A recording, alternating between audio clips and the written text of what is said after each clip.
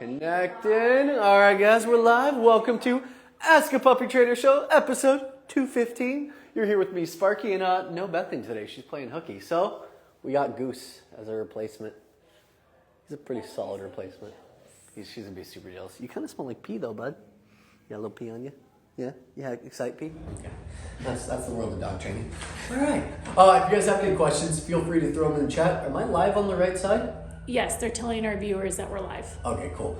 You guys can throw your questions in the chat. If I'm answering any of your questions, on screen and you have a follow-up, I'm always going to prioritize the people responding to my answers because I like the back and forth. It feels more personal. So if you guys have a question, throw it in the chat. I will eventually get to them because I only got 3 sent in questions. You're not going to last long, are you, bud? You guys, no, because I see dogs coming in. All right, this is from Tams92. Thank you for the information. I have a question. Our pups are 7 months old. Do you think it's time to let them roam free in the house at night? They have a doggy door. Tams, I have a question for you. What do they do at night? All right, what are you gonna do? Okay, he's done. That's it. He's done. That's it. I don't have puppy patience. In my household, that dog would go on place. He's very cute. But when I get fussiness on couch, my next transition is to put them on place with food and do redirection work to help them settle. And if they can't, then usually they're going to go to training. Or I'll do training and exercise if they're overstimulated. All right, back to the question. Do you think it's time to let them roam free in the house at night? They have a doggy door. So my question this one is always, what do they do at night? If they're constantly up, roaming around, looking for things to do, getting into things, sniffing, chewing, they're entertained by something at 1 a.m., not ready for it. That's my personal opinion. I have ways of training dogs to do it though, but if I have a dog just laying on his dog bed, gets up at 2 a.m. to go potty, lays back on his dog bed, doesn't wake me up, it's an easy process, then I'm fine with that. But I would also recommend checking for critters and different predators in your area. We have coyotes that can jump 9-foot fences and scale an 11-foot fence. They do it in PV. They have to get special rollers that when their paws touch it, they fall back off. So if you have predators in your area, your dog could be at risk to that predator if they're going out at 1 a.m., 2 a.m. I actually lost both of my guinea pigs that night one time because cats came in the yard and got them, and my brain didn't even conceptualize that we have predators in our area that will go for small animals. So it is something that I always think about. Let's talk about the training that will help you guys get there a little bit sooner. If I have a dog that's in the room with me, I'm no longer using a crate, I'm still using a dog bed. I usually put that dog bed next to where I am or at the other side of the room, depending on where I'm working them. And then I'm gonna put a harness on the dog and I'm gonna clip a leash to that harness and I'm gonna do a tether in the room that I'm in. So they can't be in a different room. They have to be in your room, in your space. You can like see them and watch them. You don't want any choking hazards or like wrapping the leash around. And then when they get up and start kind of moving around and trying to leave that space at 2 a.m., the reason we do it is because it's gonna wake you up. If you wake up and you see the puppy moving around, that could be them needing to go potty. So you could take them out for a potty, bring them back in, clip them in.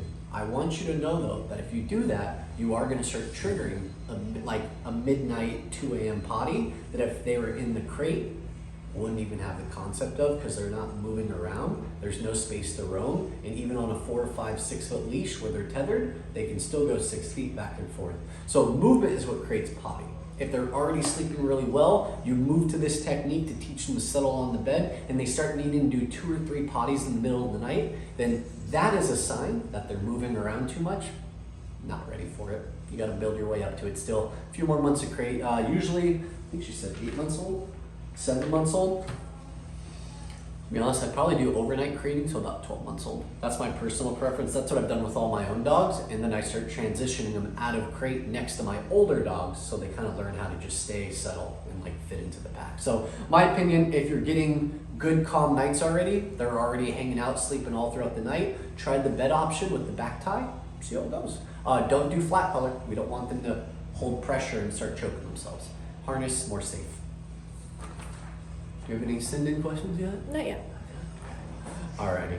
From Madison, I need help. Can you explain what to do when people come into the home? When he is home with just me, he's very good, usually pretty calm. But as soon as I have someone come into the apartment, he goes haywire.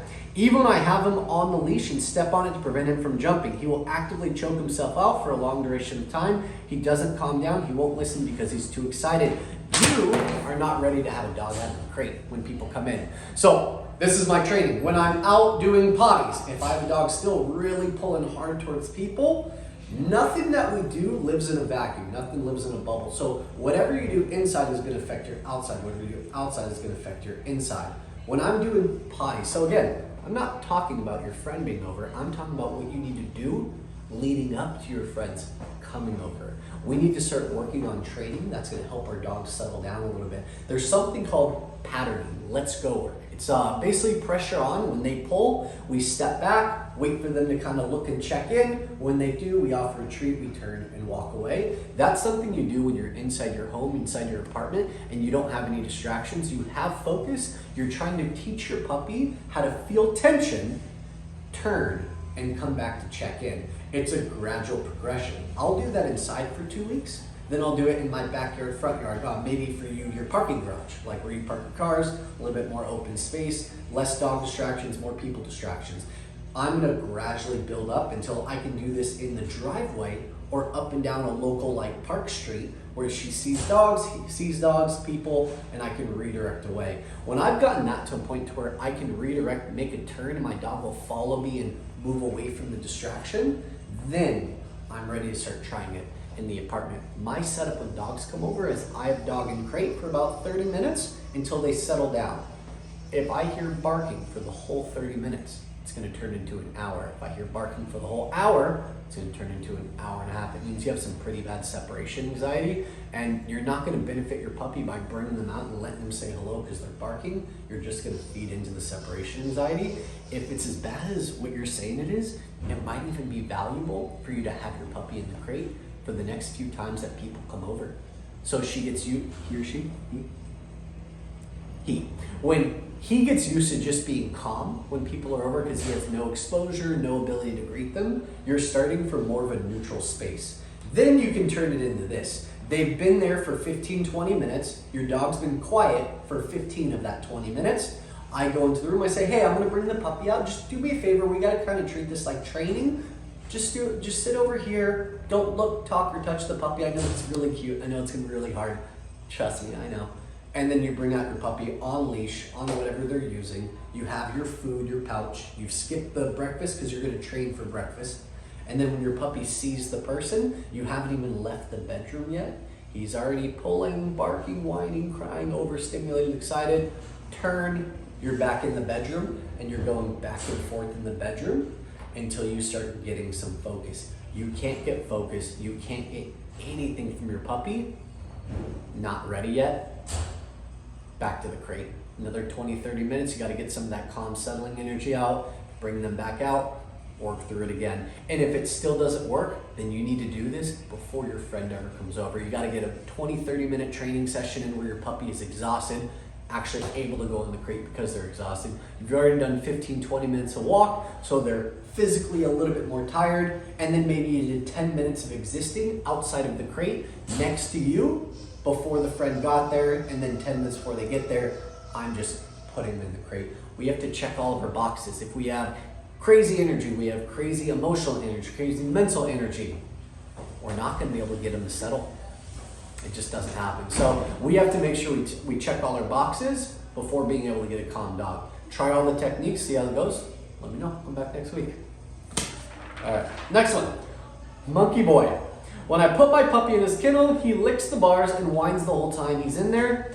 And we've tried everything. He's been doing it since he was 4 months old, and he's 8 months old now. Monkey boy, you got some anxiety with your pup. Try some patterning in and out of the crate. So crate represents going in for a prolonged period of time. Some dogs tend to have a lot of anxiety in the crate. It's not necessarily separation anxiety. Most times it's boundary frustration, like boundary anxiety. All right, so where do I want to start with this one? Let's start with just the crate part. You're gonna bring your dog out of the crate. His instinct when he comes out is he's gonna be out for a couple hours. His instinct when you put him in is he's gonna be in there for a couple hours. Let's break that instinct. When I'm bringing the dog out of the crate, I bring him out, I get my potty outside, I come back in, and I put the dog in the crate for a treat if they take it. Closed door, pause.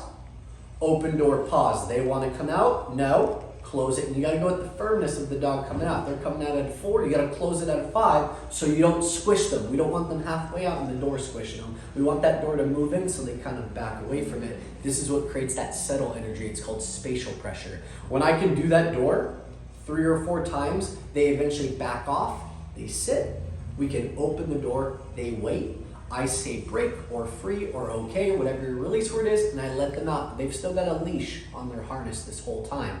I don't let them out for food on the break because the reward is coming out of the crate, which is where they want to be. And then I turn them around, right back inside, offer a treat if they want it, pause, they try to come out, use the door as a boundary to get them to settle, back off, and relax. And when you can eventually open that door, they're calm and relaxed going in, they take a treat, break, they come out, they can go back in, take a treat, break, come out. That's when you condition them to actually enjoy being in crate. Crate isn't just something that every dog likes. Some dogs have to be trained how to like it. Food is usually my go-to for that. Now, because I have no other questions yet, and I have nothing else on my paper. There's one here. Do I? Okay, I'm still gonna break in this one a little bit. Nothing lives in a vacuum. I mentioned that, right? What that basically means is that your dog being in the crate and not liking the crate, or licking the crate door, the anxiety that you're getting, it probably isn't because he doesn't like crate. It's probably because he has separation anxiety towards you guys. So this is something I check for every dog that has a question like this. What do you do when the dog is out of the crate? We have 3 boxes. I just went over it in the last question too.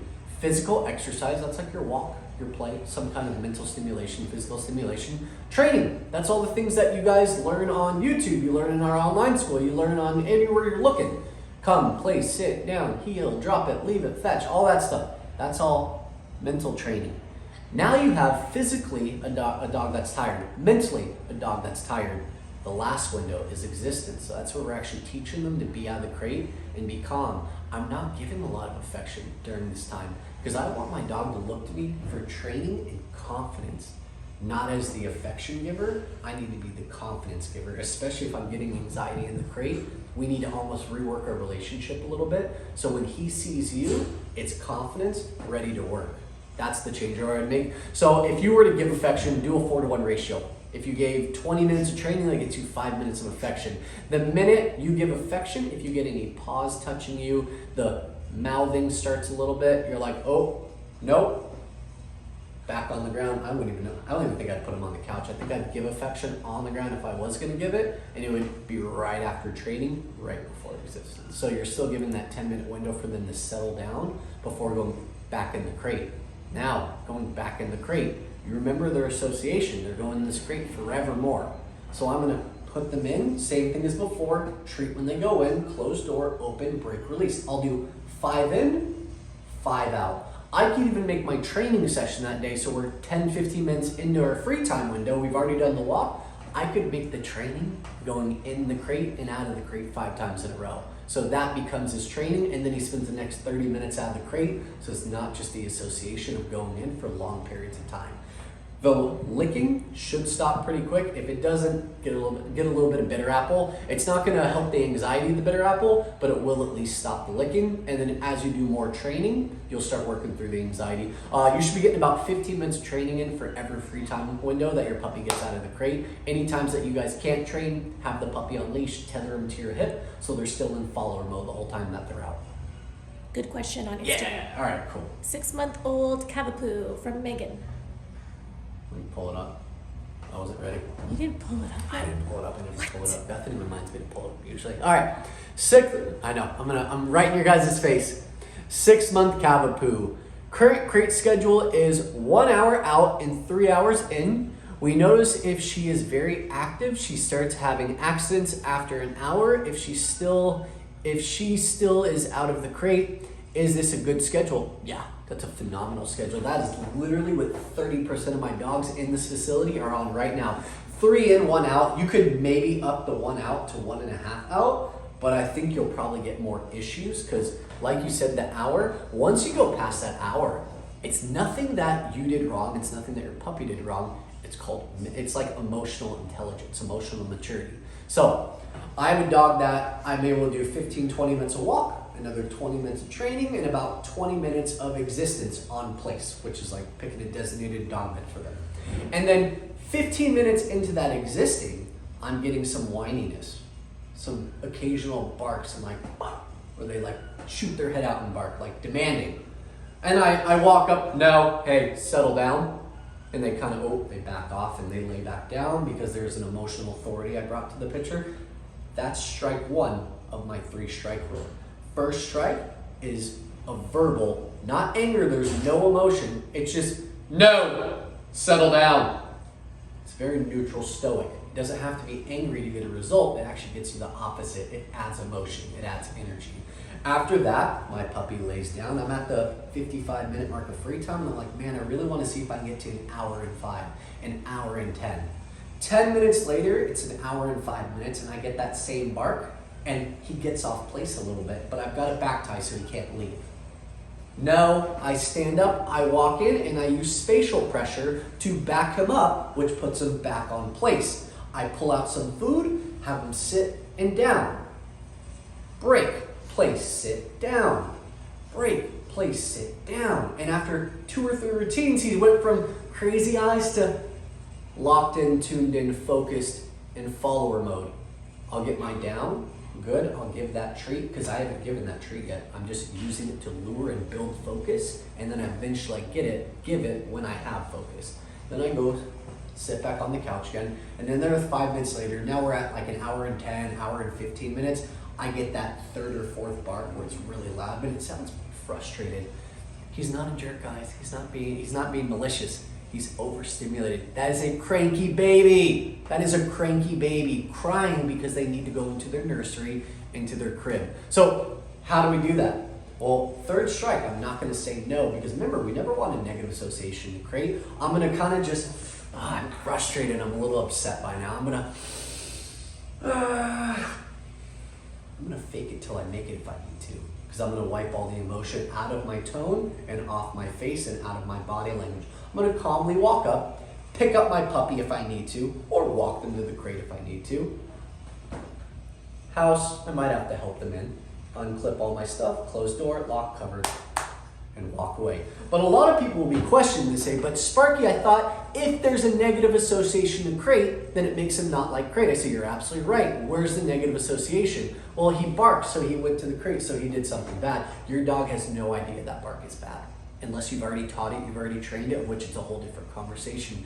You are in the process of learning about your dog, and they're learning about you. The bark isn't malicious, it's overstimulation and crankiness. So we put to the crate unemotionally, because we're basically saying, hey guys, we've done everything in our power to help you settle. We can't do anymore. We've done walk, train, existing, play. We've done everything. Calm down.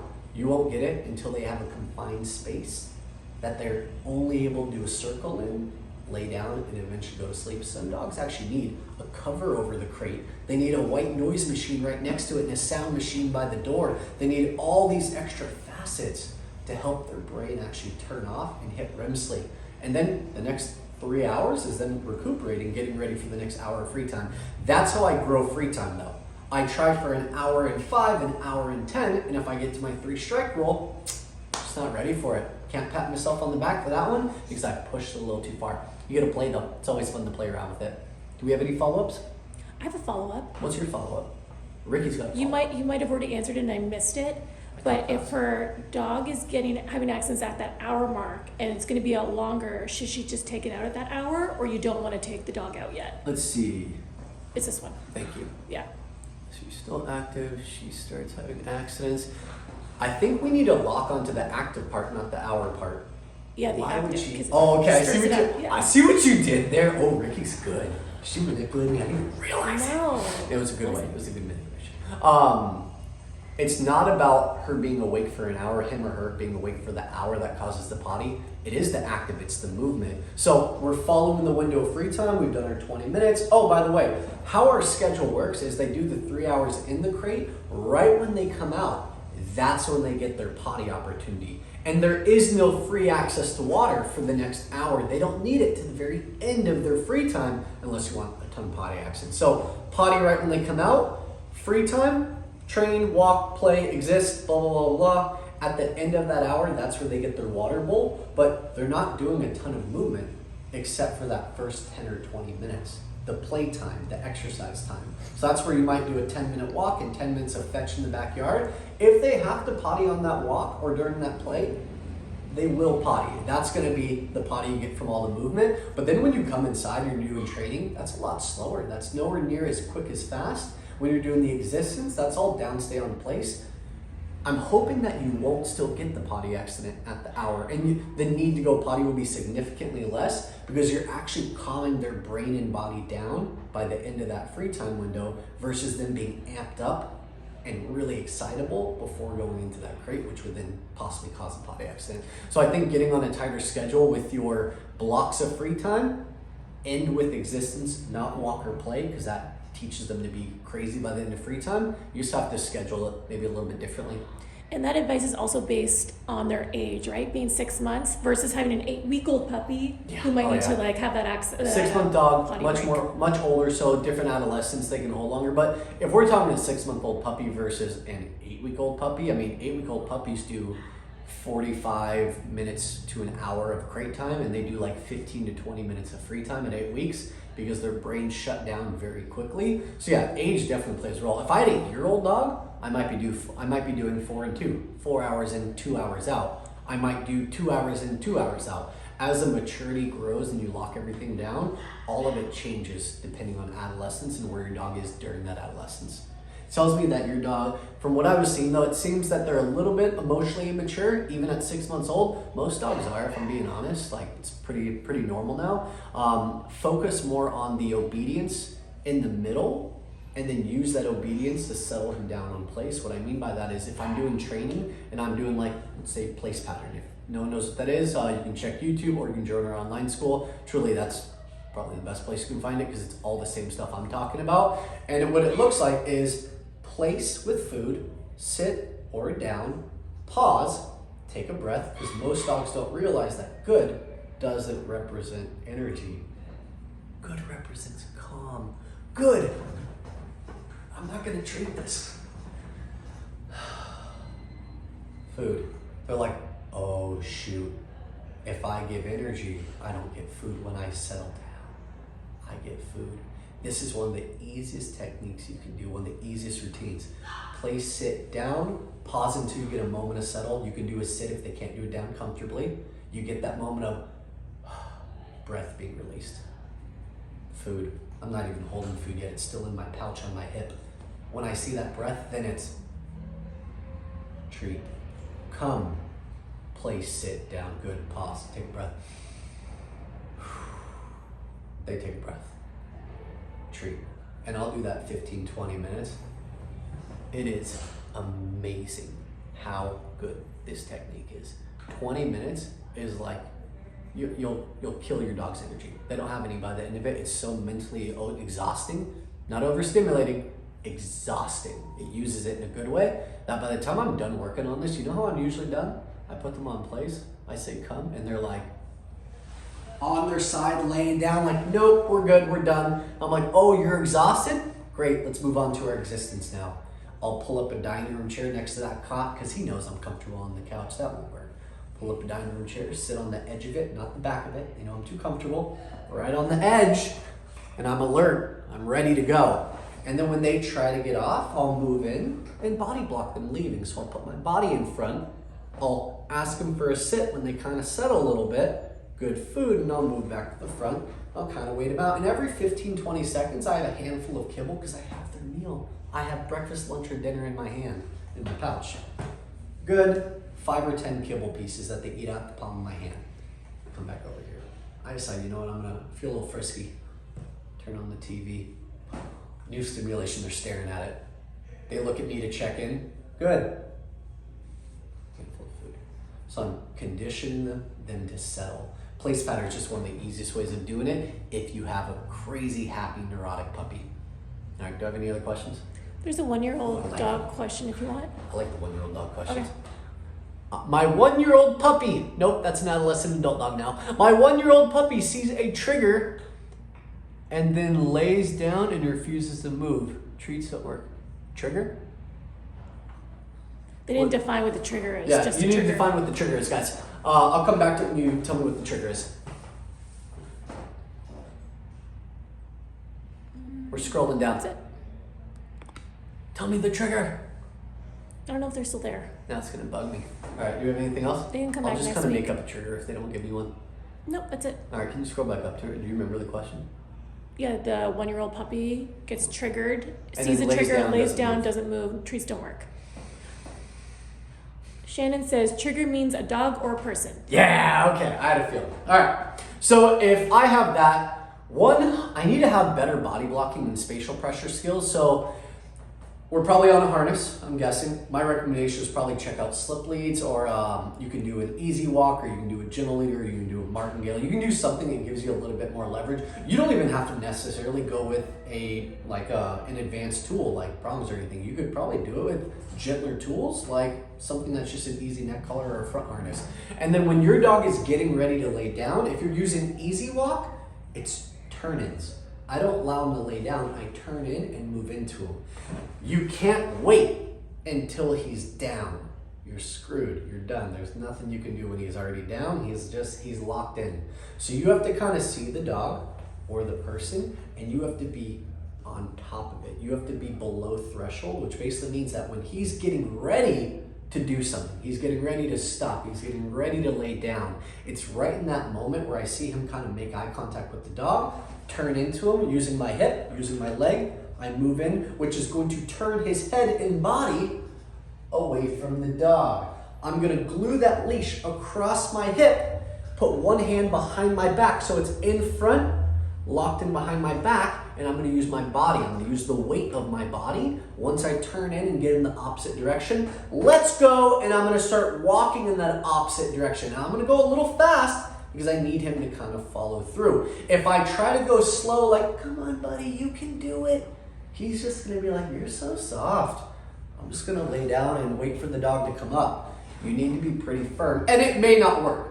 Everything I'm saying still may not work. It depends on how pushy your dog is and how locked in they are. But if you have more like oomph, like, hey, let's go, move your butt, they're much more likely to move with you and start giving you a bit more focus. But now, that doesn't live in a bubble either. That's something I can practice at home. I can practice going up and down my walkway from my front door to the sidewalk. When my dog sees a dog coming down the block and they're still 300 feet away and it's just like a smell he picked up and he's kind of moving his head around, that's still below threshold, because when I bring out food, he'll, oh, you got food? That's more valuable than that. They're too far away still. So I want to use my food to counter condition the distraction. I'm in the front yard, my dog looks around for the smell or sees a dog, food to nose, let's go, step back, and do not stop walking backwards until your dog goes, what? And looks at you and checks in.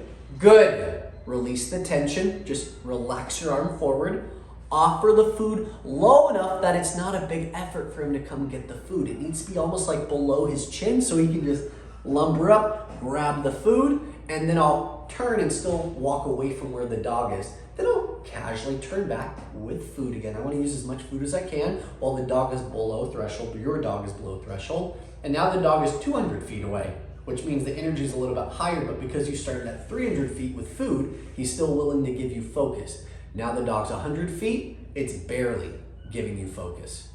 Go back inside the house while the dog passes. If you stay out there while the dog passes, you're gonna lose all your leverage because he'll jump. You'll, puppy, come, no, heel, sit down, You lose leverage every time you say a command and it gets ignored. You repeat a command and it doesn't get followed.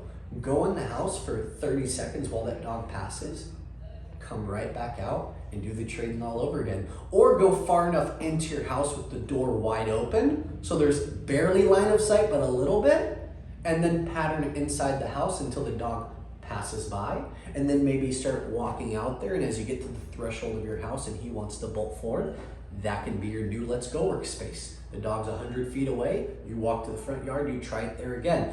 I'm building the dog up inside my house, backyard, front yard, living room, hallway, walkway from the front door to the sidewalk, driveway from the garage to the alley, or from the garage to the sidewalk. All these spaces are somewhere I work before ever going out into the world. So if I don't have focus in all the spaces I just mentioned, where a dog is walking by the house, I'm in the front yard, and I can be, hey puppy, let's go, good, food, turn, walk inside. If If I don't have that, you're not ready for the walks outside around other dogs. You can still do walks outside. It's either dogs pass by, your dog anchors, you don't even try to pull them up. You just kind of stand in front and resist them being able to get to the dog so you don't lose progress. But then when you get home, you're like, man, that dog training guy was right. Really need to work on this. That's how I build dogs up to the point of where you guys want them. All right. Well done, guys. Thank you for joining. Oh, it feels weird not have Bethany. She usually like reins me in when I'm crazy. All right. Okay, guys. Have a good week. Bye. See you guys next week.